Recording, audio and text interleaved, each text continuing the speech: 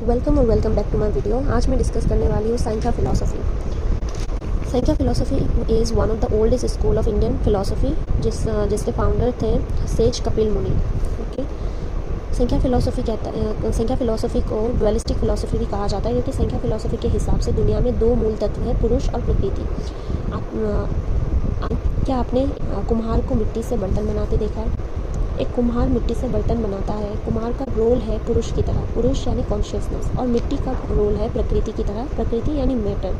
कुम्हार मिट्टी को बर्तन में आकार देते हैं, लेकिन मिट्टी खुद से बर्तन नहीं बनाती। इसी तरह पुरुष प्रकृति को दुनिया में आकार देते हैं, लेकिन प्रकृति से दुनिया नहीं बनती। ओके, पुरुष पैसिव होते हैं और प्योर कॉन्शियसनेस होते हैं। पुरुष पैसिव भी है और कॉन्शियस भी है। प्रकृति एक्टिव है और मैटर से रिलेटेड है, तो इसीलिए the sources of all material existence is Prakriti. Theory of causation कहता है कि all effects are pre existent in their causes. Evolution of the universe form Prakriti involving stages of development. Prakriti को त्रिगुणा भी कहा जाता है, यानी इसके 3 गुण हैं, जो कि है सत्व, रजस और तमस। जैसे एक स्टूडेंट के पास तीनों तरीके के गुण हैं, सत्व उसके अच्छे गुण, रजस उसकी गतिविधि और तमस उसका आलस्य या फिर लेजीनेस। फिर आते हैं की कंसेप्ट्स की तरफ। इसके संख्या फिलॉसफी के की कंसेप्ट है बुद्धि यानी इंटेलेक्ट और अवेयरनेस, अहंकार ईगो, आई कॉन्शियसनेस, मानस यानी माइंड और सेंसेस, 5 तन्मात्रास यानी सटल एलिमेंट्स जिससे कहते हैं sound, touch, form, taste and smell, 5 महाभूतास ग्रॉस एलिमेंट्स भी कहते हैं इसे, space, air, fire, water and earth, 5 ज्ञानेंद्रियास भी है जिसे सेंसेस ऑफ नॉलेज कहते हैं। For example ear, skin, eyes, tongue. इंद्रियास यानी सेंसेस ऑफ एक्शन जिससे हम काम करते हैं। ओके, जैसे voice, hands, feet, reproductive, excretory organs. अब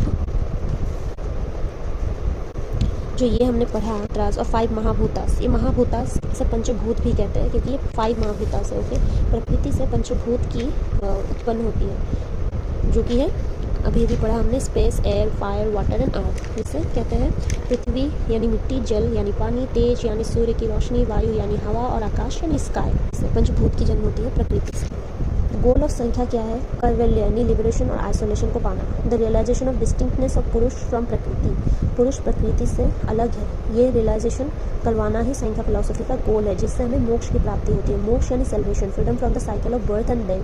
जन्म और मृत्यु की जो चक्र है उससे मुक्ति पाना ही मोक्ष कहते हैं। सेल्फ नॉलेज ही पाथ है, एकमात्र रास्ता है जिससे हम लोगों को लिबरेशन मिल पाता है। ओके, तो जीव और आत्मा के बारे में कहती है संख्या फिलॉसफी कि जीव हमारा व्यक्तिगत आत्मा है और आत्मा सभी जीवों का एक ही आत्मा है।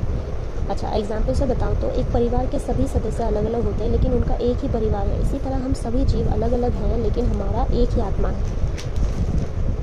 और मोक्ष के बारे में संख्या फिलॉसफी कहता है कि मोक्ष तब होता है जब हम अपने आप को और दुनिया को समझ लेते हैं और प्रकृति से अलग हो जाते हैं। तो इसीलिए इस goal of Sankhya is the realization of the distinctness of Purusha from Prakriti. अब समझते हैं रिलेशनशिप विद योगा। संख्या फिलॉसफी का योगा से क्या रिलेशनशिप है? Sankhya provides philosophical foundation for yoga. Yoga is the practice application of Sankhya's principle. Yoga accepts the existence of God while classical Sankhya is atheistic. Important text क्या है? संख्या सूत्र, जिसे लिखा था कपिल मुनि ने, संख्या करिका, जिसे लिखा था ईश्वर कृष्णा ने, गौडपदा भाष्य, कमेंट्री ऑन संख्या करिका, और शस्ति तंत्र जो अभी लॉस्ट हो चुकी है। एजुकेशनल सिग्निफिकेंस क्या है? This emphasizes self knowledge as the key to development, focuses on distinguishing between spirit and matter, development is inherent within the individual। और reinforcement के बारे में क्या कहती है? the subtle body transmigrates to a new physical body after death। यही था संख्या फिलॉसफी, जो मैंने शॉर्ट एंड क्रिस्प तरीके से आप लोगों को समझाया। I hope this video was informative to you. If you like this video please like, share and subscribe. Thanks for watching.